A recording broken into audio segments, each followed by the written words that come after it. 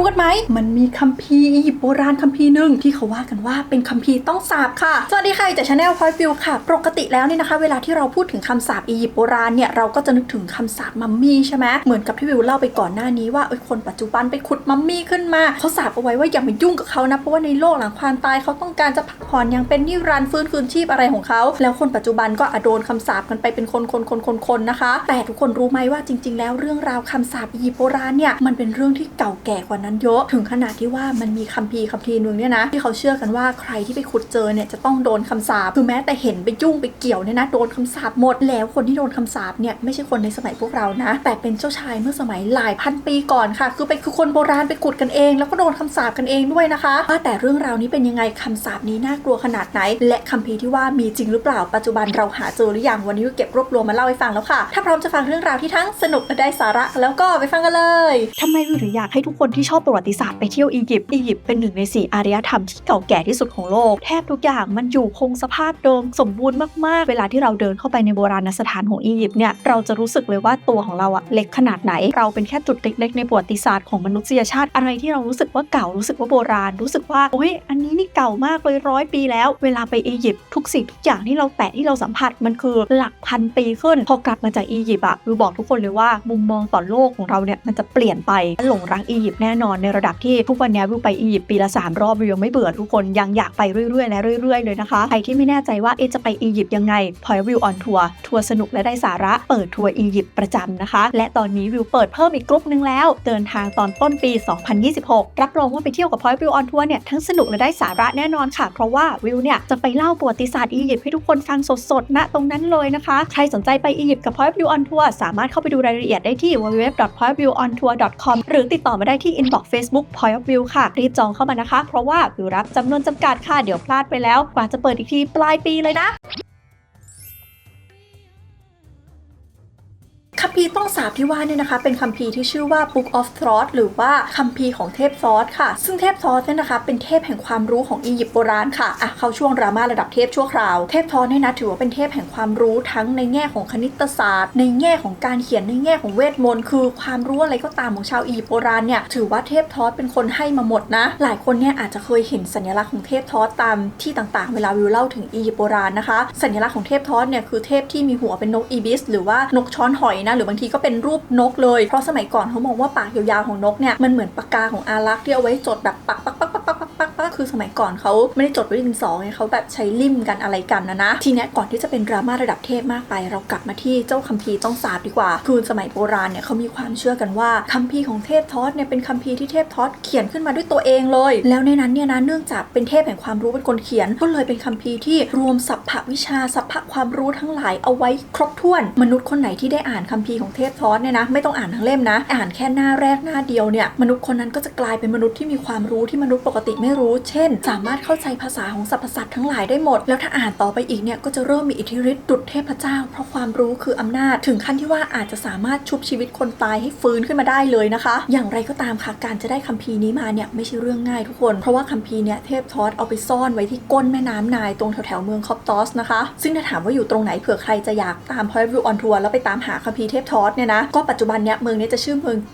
งคิวฟอะไรประมาณนี้นะคะก็คือเป็นเมืองเล็กๆใกล้ๆเมืองลักซอร์ซึ่งเป็นที่ที่วิวพาทุกคนไปเที่ยวประจำเลยคือตรงที่เป็นหุบเขากษัตริย์นะคะเป็นสุสานกษัตริย์ทั้งหลายตรงนั้นนะคะทีนี้ในสมัยอียิปต์โบราณนี่นะคะเมืองคอปโตสเนี่ยเป็นเมืองสำคัญทางศาสนาว่าตรงนั้นจะมีวิหารแห่งเทพมีนคือเทพแห่งพลังเพศชายเนี่ยอยู่ตรงนั้นนะเขาบอกว่าเทพทอธเนี่ยเอาคัมภีร์นี้ไปเก็บไว้ตรงนั้นนะคะแล้วก็ซ่อนเอาไว้ในหีบที่หนาประมาณ7ชั้นหรือ6ชั้นนี่แหละด้านนอกสุดเนี่ยจะเป็นหีบเหล็กหนาเลยถัดเข้ามาด้านในจะเป็นหีบสำริดถัดเข้าไปด้านในอีกก็จะเป็นหีบไม้มะเดื่อหีบงาช้างหีบไม้มะเกลือหีบเงินและด้านในสุดจะเป็นหีบทองคำค่ะแล้วในหีบทองคำนี่นะก็จะมีสิ่งป้องกันอีกชั้นคือมีพวกงูพิษมีพวกแมลงป่องในยั่วเยะอยู่ข้างในและเป็นงูพิษกับแมงป่องพิเศษที่ไม่มีวันตายด้วยนะคะคือมีเอาไว้เฝ้าคัมภีร์เลยแน่นอนว่าหลายๆคนฟังอิทธิฤทธิ์ของคัมภีร์เทพทอธแล้วเนี่ยต่อให้มันอันตรายแค่ไหนก็อยากได้คัมภีร์ของเทพทอธมาครอบครองค่ะเพราะว่าโอ้โหสรรพความรู้ขนาดนี้ใครจะไม่อยากได้คิดดูว่าอียิปต์เนี่ยเรื่องความตายเรื่องการเอาชนะการเวลาเป็นมัมมี่ฟื้นคืนชีพเป็น รื่องใหญ่ขนาดไหนถึงขนาดที่เขาสร้างแทบทุกอย่างขึ้นมาจากความเชื่อนี้แล้วถ้ามันมีคัมภีร์สักเล่มนึงที่อ่านแล้วเอาชนะความตายได้คนก็ต้องแย่งกันใช่ไหมคนก็พยายามไปตามหาคัมภีร์เทพทอสกันนะคะและหนึ่งในนั้นนะคะคนที่ไปพยายามตามหาคัมภีร์เทพทอสชื่อว่าเจ้าชายคาเอ็มวาเซปลูกชายของฟาโรห์รามเสสที่2ที่โด่งดังนะคะเจ้าชายคาเอ็มวาเซปหรือที่บางที่ก็จะเรียกว่าเจ้าชายเซตนาเนี่ยเป็นเจ้าชายอันดับที่4ของฟาโรห์รามเสสที่2ค่ะซึ่งฟาโรห์รามเสสที่2หรือรามเสสมหาราชนี่ก็จะเป็นคนที่เราเล่าถึงกันไปใช่ไหมว่าเป็นกษัตริย์ผู้ยิ่งใหญ่แห่งอียิปต์เป็นคนสร้างนู่นนี่นั่นเวลาเราไปอียิปต์เราจะได้ยินชื่อรามเสสที่2รามเสสที่2รามเสสที่2เพราะสร้างทุกสิ่งอย่างบ่อยมากทีนี้ตัวคาเอ็มวาเซปเองเนี่ยนะคะก็เนื่องจากเป็นลูกกษัตริย์และเป็นลูกกษัตริย์ผู้ยิ่งใหญ่ก็เลยได้รับการฝึกฝนในฐานะเจ้าชายมาตั้งแต่เด็กค่ะเขาทั้งเรียนหนังสือทั้งตามพ่อไปรบนะคะก็ตามสไตล์ลูกชายตามสไตล์เจ้าชายเลยแต่ในด้านการรบเนี่ยเขาดูจะไม่ค่อยเด่นสักเท่าไหร่ที่เขาเด่นมากๆเลยนะคือด้านการเรียนค่ะคือเวลาเรียนเนี่ยนะคะเรียนไปได้ดูดีมากๆเลยจนกระทั่งพออายุ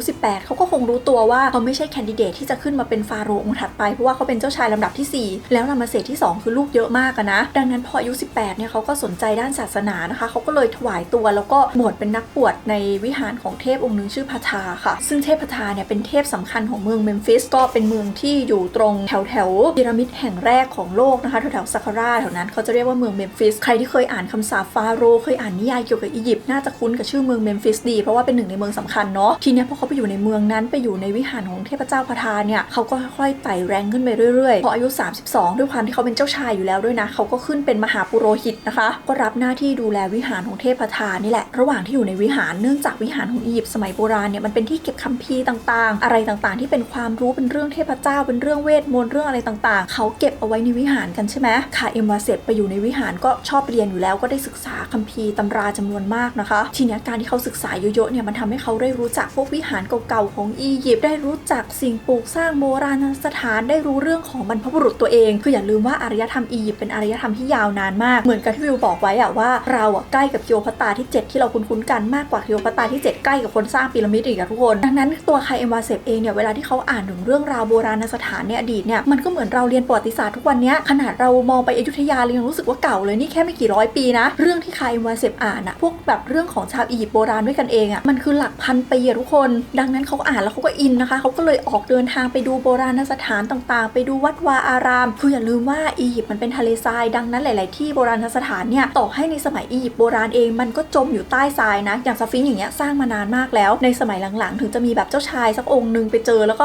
็อะไรโผล่ขึ้นมานิดๆสั่งให้คนขุดลงไปถึงเจอสฟิงค์ขึ้นมาทั้งตัวนะคะดังนั้นคาเอ็มวาเซปพออินเรื่องพวกนี้เขาก็ออกเดินทางไปดูตามที่ต่างๆค่ะและด้วยความที่เขาเป็นลูกกษัตริย์อยู่แล้วมีทุนทรัพย์พออยู่แล้วพอเขาอินพอเขาไปเจอเขาก็สั่งให้คนเนี่ยขุดพวกโบราณสถานต่างๆขึ้นมาเข้าไปซ่อมเข้าไปนู่นเข้าไปนี่รวมถึงพวกพีระมิดที่ชื่อดังต่างๆอย่างพีระมิดกีซ่าอย่างเงี้ยเขาเข้าไปซ่อมเข้าไปบูรณะแล้วก็พวกพื้นที่รอบๆนี่นะคะก็กลับมามีชีวิตชีวาเพราะตัวเขานี่แหละคือสมัยอียิปต์โบราณเนี่ยเรื่องนึงที่สำคัญคือเรื่องชื่อเขาจะเชื่อว่าคนเราจะเป็นอมตะนิรันดร์กาลเนี่ยไม่ใช่แค่เก็บมัมมี่ไว้นะต้องเก็บชื่อเอาไว้ด้วยตราบใดที่ชื่อของฉันยังอยู่บนโลกใบนี้ฉันก็ยังมีชีวิตอยู่เป็นคอนเซ็ปต์ที่น่าสนใจนะแล้วก็เป็นจริงด้วยนะคะเพราะว่าชาวอียิปต์โบราณเนี่ยถ้าเขาอยากเป็นนิรันดร์เขาก็จะสลักชื่อเขาไว้ตามที่ต่างๆแล้วทำให้คนรุ่นหลังได้รู้จักเนี่ยเห็นไหมทุกวันนี้เรายังเล่าถึงเรื่องของพวกเขากันอยู่ก็เพราะว่าเรารู้จักชื่อพวกเขาจากที่พวกเขาสลักไว้นี่แหละทีเนี้ยมันก็มีชื่อของหลายๆคนที่โดนกลบในทรายอย่างเงี้ยคาเอ็มวาเซปก็เป็นคนที่ไปขุดขึ้นมาไปบูรณะแล้วเขาก็จะสลักชื่อเขาเอาไว้ประมาณว่าข้าเองคาเอ็มวาเซปเป็นคนที่ทำให้นามของท่านเนี่ยเป็นนิรันดร์คือข้านี่แหละเป็นคนชุบชีวิตชื่อของท่านกลับขึ้นมาอีกครั้งหนึ่งด้วยเหตุนี้นะคะทำให้หลายๆคนเนี่ยเขาก็จะขนานนามว่าคาเอ็มวาเซปเนี่ยเป็นนักอียิปต์วิทยาหรือว่านักแบบโบราณคดีด้านอียิปต์คนแรกของโลกค่ะเพราะว่าเขาคือคนแรกที่ไปศึกษาเรื่องโบราณไปขุดไปซ่อมไปอะไรนะคะทีนี้ประเด็นก็คือในระหว่างที่เขาไปศึกษาเรื่องเกี่ยวกับที่โบราณอะไรต่างๆเนี่ยว่ากันว่าคาเอ็มวาเซปน่าจะไปเจอเรื่องราวเกี่ยวกับคัมภีร์ของเทพทอสค่ะแล้วเขาก็อ่านไปอ่านมาเหมือนอ่านประวัติศาสตร์ไปเรื่อยๆแล้วก็เจอว่าคัมภีร์ของเทพทอสมันไม่ได้อยู่ที่เมืองคอปโตสอีกต่อไปแล้วแต่ตอนนี้มันมาอยู่ที่เมืองเมมฟิสที่ฉันอยู่ตรงนี้นี่แหละด้วยแพชชั่นที่แรงมากและด้วยความที่คัมภีร์มันอยู่ใกล้มือมากคาเอ็มวาเซปก็เลยชวนน้องชายตัวเองคนนึงนะคะบอกว่าไปเราไปออกหาสมบัติแกรนไลน์ไม่ใช่เราไปหาคัมภีร์เทพทอสกันเถอะคาเอ็มวาเซปกับน้องชายเนี่ยนะคะก็ตามหาเบาะแสไปเรื่อยๆค่ะว่าเฮ้ยตอนนี้มันอยู่เมมฟิสแหละแต่มันอยู่ตรงไหนนะหาไปหามาเจอค่ะบอกว่าเนี่ยนะคัมภีร์เนี่ยมันน่าจะไปอยู่ที่สุสานของคนคนนึงคาเอ็มวาเซปกับน้องชายก็บุกไปเลยบุกสุสานลงไปนะคะไปแบบเดียวนักโบราณคดีขุดไปดูนู่นดูนี่เข้าไปถึงเจอหีบนึงจริงๆแล้วก็กะว่านี่แหละคัมภีร์เทพทอสจะต้องอยู่ในนั้นแต่ยังไม่ทันจะได้เปิดหีบออกมาเลยนะปรากฏว่ามีวิญญาณโผล่มาค่ะเป็นวิญญาณ ญพ่อแม่ลูกนะคะพ่อชื่อเนเฟอร์เคปชาแม่ชื่ออาฮูเร่แล้วก็มีลูกชายคนหนึ่งคนแม่นี่ก็ถามคาเอวาเซฟเลยบอกว่ามาทำอะไรในสุสานนี้คาเอวาเซฟแทนที่จะกลัวนะคะก็คุยกับผีด้วยบอกไปว่าอ๋อข้ามาตามหาคัมภีร์ของเทพทอสอาฮูเร่ที่เป็นวิญญาณตกใจค่ะบอกว่ากลับไปเลยอย่าตามหาเลยคัมภีร์ของเทพทอสอ่ะคัมภีร์เนี่ยมันเป็นคัมภีร์ต้องสาบรู้ไหมที่วิญญาณของครอบครัวข้ามันจะต้องมาอยู่ตรงเนี้ยเพราะว่าครอบครัวข้าเนี่ยเจอความชิบหายจากคัมภีร์ของเทพทอสนี่แหละแล้วอาฮูเร่เนี่ยก็เล่าเรื่องราวของบ้านตัวเองเนี่ยนะคะให้กับคาเอวาเซฟฟังค่ะบอกว่าสามีของฉันนี่แหละคือคนที่สนใจคัมภีร์เทพทอสที่สุดเมื่อหลายปีมาแล้วเนี่ยสามีของฉันออกเดินทางทั่วแผ่นดินเพื่อตามหาคัมภีร์ของเทพทอสแล้วสามีของฉันเนี่ยก็ได้ยินข่าวลือจากนักบวชคนนึงบอกว่าคัมภีร์ของเทพทอสเนี่ยอยู่ใต้แม่น้ำตรงบริเวณเมืองคอปโตสเป็นหีบซ้อนกันหลายๆชั้นก็เหมือนที่วิวเล่าไปก่อนหน้านี้นี่แหละดังนั้นสามีของฉันก็ออกเดินทางตามหาคัมภีร์นี้เลยแล้วก็ไปที่แม่น้ำแล้วไปเจอหีบจริงๆแล้วเขาก็ค่อยๆเปิดหีบออกทีละชั้นเปิดอ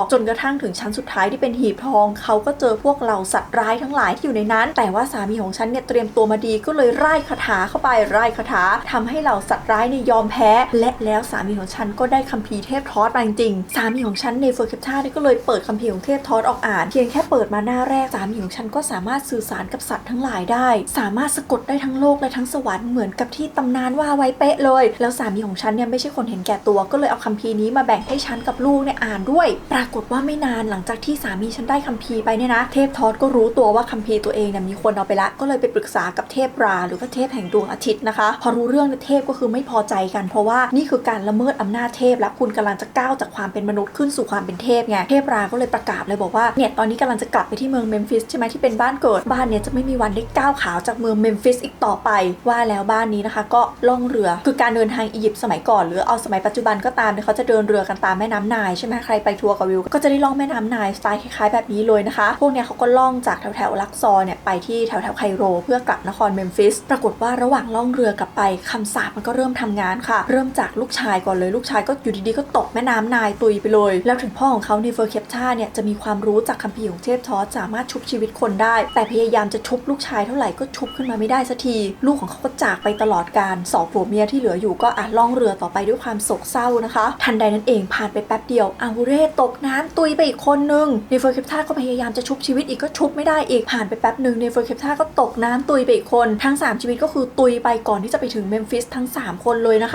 ะทีนี้อีท่าไหนไม่รู้ครอบครัวนี้มันคงเป็นคนสำคัญมั้งฟาโรห์ก็เลยจัดการฝังศพให้ทั้ง3คนนี้นะแล้วก็เอาคัมภีร์ของเทพทอสเนี่ยฝังลงไปในหลุมศพด้วยถึงในสุสานเนี่ยนะจะมีมัมมี่ของเนเฟอร์เคปชาแค่คนเดียวแต่ว่าวิญญาณทั้ง3เนี่ยก็ผูกติดอยู่ในสุสานนั้นแล้วก็วนเวียนอยู่ตรงนั้นไปไหนไม่ได้นะคะไม่สามารถไปที่อื่นได้เลยอะซึ่งนี่แหละก็คือสุสานที่คาเอวาเซฟไปบุกไปหาคัมภีร์ของเทพทอสเพราะว่าฟาโรห์เอาไปฝังไว้รวมกันนะถามว่าอาฮูเร่เล่าเรื่องนี้ให้คาเอวาเซฟฟังทำไมคือวิญญาณของอาฮูเร่เนี่ยพยายามจะเตือนแล้วบอกว่าอย่าไปยุ่งกับคัมภีร์เทพทอสไม่คุ้มฉันเจอมาก่อนแล้วแต่ถามว่าคาเอวาเซฟฟังไหมคาเอวาเซฟไม่ฟังจ้ะแล้วก็ยืนกรานเลยบอกว่าฉันจะเอาคัมภีร์ของเทพทอสเนี่ยกลับไปให้ได้เนเฟอร์เคปชาก็เลยบอกว่าอย่างนั้นฉันขอท้าเธอถ้าเธออยากได้คัมภีร์นี้กลับไปจริงๆมันเล่นเกมกระดานกับฉันถ้าเอาชนะได้เอาไปเลยแต่ถ้าสมมติว่าคาเอวาเซฟแพ้เนี่ยนะตัวของคาเอวาเซฟเนี่ยจะต้องจมดินลงไปเรื่อยๆและเรื่อยๆคาเอวาเซฟก็มั่นใจในความสามารถของตัวเองนะคะก็เลยไปเล่นเกมกระดานกับเนเฟอร์เคปชาค่ะเล่นไปเล่นมาก็แพ้ตัวเองก็จมดินลงไปจม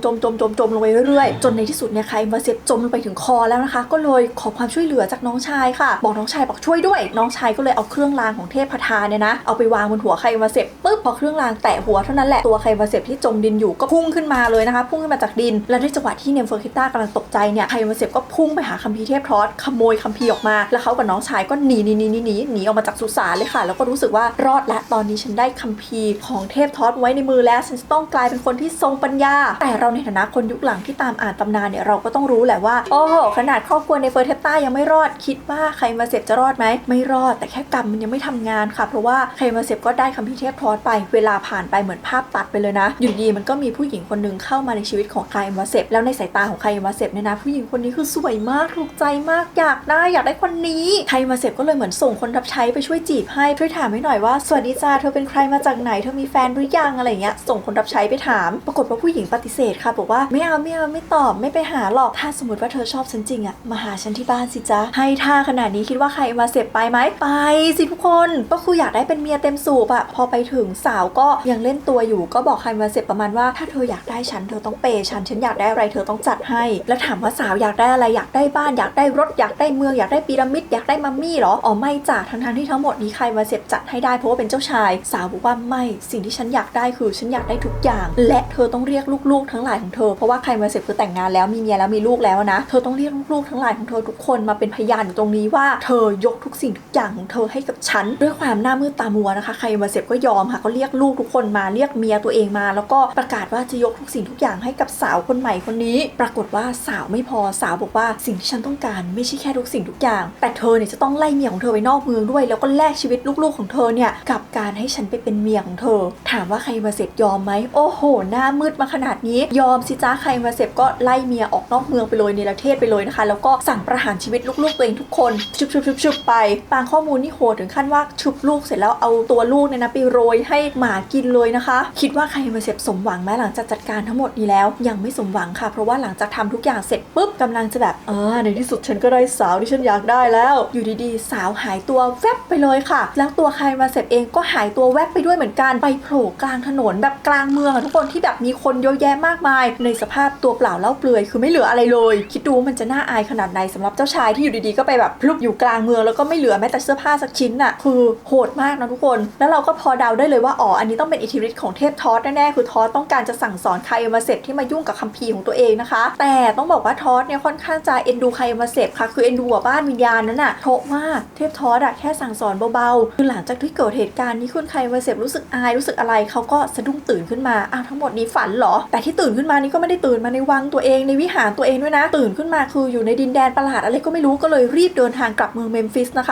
ะเดินทางกลับมาก็รีบมาเช็คเลยลูกยังอยู่ไหมเมียยังอยู่ไหมอยู่ครบนี่นาเขาก็เลยรู้ค่ะว่าอันนี้คือคำเตือนจากเทพทอสและว่าไม่ให้เก็บคัมภีร์นี้ไว้กับตัวไม่อย่างนั้นเจอชะตากรรมแบบในฝันแน่ๆซึ่งในบางคัมภีร์ก็บันทึกไว้นะว่าตัวใครมาเสพเองคิดไม่ได้แต่ว่าเอาเรื่องนี้ไปเล่าให้กับฟาโรห์ฟังแล้วฟาโรห์เตือนมาบอกว่าถ้าเธอยังไม่เอาไปคืนเนี่ยเธอเจอเรื่องนี้แน่ๆนะคะสุดท้ายใครมาเสพก็เลยตัดสินใจว่าไม่ได้แล้วฉันเก็บคัมภีร์นี้ไว้ไม่ได้แล้วก็เลยรีบเดินทางกลับไปที่สุสานเอาคัมภีร์ไปคืนแล้วก็ไปเจอกับวิญญาณ3พ่อแม่ลูกอีกรอบนึงซึ่งคนพ่อนี่ก็ขอร้องใครมาเสพบอกว่าตอนนี้ฉันฝังอยู่คนเดียวช่วยไปเอาเมียเอาลูกฉันอะมาฝังที่นี่ด้วยกันหน่อยเถอะใครมาเสพก็เลยจัดให้นะคะไปเอาเมียเอาลูกมาเอามาฝังไว้ในที่สุสานเดียวกันหลังจากนั้นก็เอาคัมภีร์เทพทอสใส่เข้าไปแล้วก็ปิดตายสุสานให้สุสานเนี่ยเป็นความลับตลอดกาลค่ะคำถามคือใครมาเสพเนี่ยมีตัวตนจริงครามาเสพที่2ก็มีตัวตนจริงแล้วคัมภีร์ของเทพทอสเนี่ยมีจริงหรือเปล่าเรื่องราวของใครมาเสพที่ไปเจอคัมภีร์เนี้ยมันมีจริงไหมนะคะอันนี้ก็ต้องบอกว่าเราตอบกันไม่ได้ค่ะเพราะว่ามันไม่ได้มีหลักฐานเขียนว่าแบบอันนี้จริงอันนี้ไม่จริงเนื่องจากเรื่องราวของใครมาเสพเนี่ยมันเก่ามากแล้วนะมันแบบว่าเป็นพันปีแล้วนะคะแต่สิ่งที่ทำให้เราพอจะเดาได้ว่าเรื่องนี้น่าจะเป็นตำนานมากกว่าไม่น่าจะเป็นเรื่องจริงก็คือเรื่องนี้มันไม่ได้บันทึกเอาไว้ในสมัยของคิงรามเสสที่2ค่ะแต่มันเป็นเรื่องที่มาบันทึกสมัยหลังมากคือในสมัยแบบฟาโรห์ปโตเลมีต้นตระกูลของคลีโอพัตราซึ่งเป็นสมัยที่แบบกรีกเข้ามาปกครองอียิปต์อีกทีนึงคือเป็นราชวงศ์ท้ายที่สุดเลยนะแล้วเรื่องนี้ก็คือห่างจากสมัยของใครมาเสพประมาณแบบหลายร้อยปีทุกคนดังนั้นเปอร์เซ็นต์ที่แบบเรื่องนี้จะเป็นจริงก็ไม่ค่อยมีเท่าไหร่แถมไปที่บันทึกกันไว้ก็บันทึกไว้แค่ไม่กี่ฉบับเท่านั้นนะคะดังนั้นนักวิชาการเขาก็เลยสันนิษฐานกันค่ะว่าเรื่องนี้น่าจะเป็นเรื่องที่แต่งเอาไว้เพื่อเตือนใจมนุษย์มากกว่าคือเอาไว้เตือนให้มนุษย์รู้ว่าแกคือมนุษย์แกไม่ใช่เทพเจ้าอย่าทำตัวเทียมเทพเจ้านะไม่อย่างนั้นชีวิตแกน่ะจะเหมือนของบ้านในเฟอร์เทปตาแต่ถ้าสมมติว่าแกรู้ตัวก่อนนะแล้วแกทำตัวเจียมตัวเหมือนกับใครมาเสพตอนหลังที่เอาคัมภีร์ไปคืนโดยที่ไม่ได้อ่านเนี่ยก็จะทำให้รอดชีวิตมาได้นะคะแต่ถ้าถามว่าแล้วคัมภีร์เทพทอสมีจริงไหมมันก็พอจะมีอยู่ค่ะคือมันมีงานเขียนสมัยหลังๆที่เขียนถึงคัมภีร์เทพทอสอยู่นะแต่ว่ามันจะไม่ใช่คัมภีร์เทพทอสในฐานะคัมภีร์ที่เทพทอสเขียนแต่มันจะเป็นคัมภีร์ในฐานะที่มนุษย์เขียนถึงเทพทอสมากกว่าคือเขียนเพื่อบูชาเทพทอสดังนั้นมันเป็นคนละฉบับคนละเล่มกับที่เราพูดถึงกันค่ะและคัมภีร์เทพทอสเนี่ยต้องบอกว่าถ้ามันมีอยู่จริงเนี่ยนะมันก็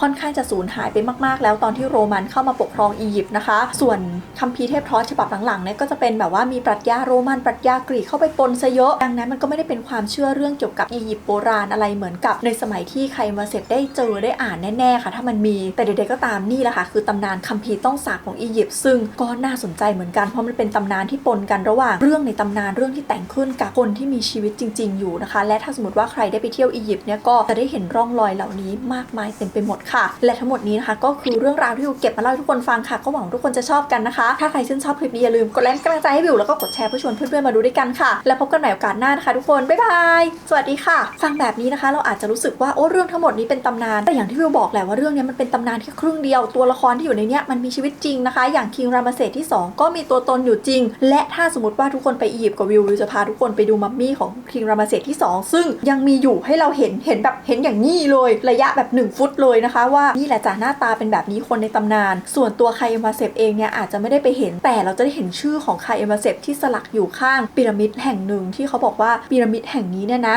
ฉันเป็นคนซ่อมเองฉันเป็นคนทำให้นามของเธอเนี่ยเป็นนิรันดร์และพีระมิดหลังเนี้ยวิวจะพาทุกคนปีนเข้าไปในพีระมิดด้วยนะคะถ้าไปกับ Point of View on Tour ค่ะดังนั้นถ้าสมมติว่าใครอยากไปเที่ยวอียิปต์กับวิวนะคะสามารถไปดูรายละเอียดเพิ่มเติมได้ที่ www.pointofviewontour.com ค่ะไปเที่ยวกับวิวเจอวิวต้อง Point of View on Tour นะ Point of View อื่นๆไม่ใช่ของวิวนะคะวันนี้ลาไปก่อนแล้วกันค่ะบ๊ายบายสวัสดีค่ะ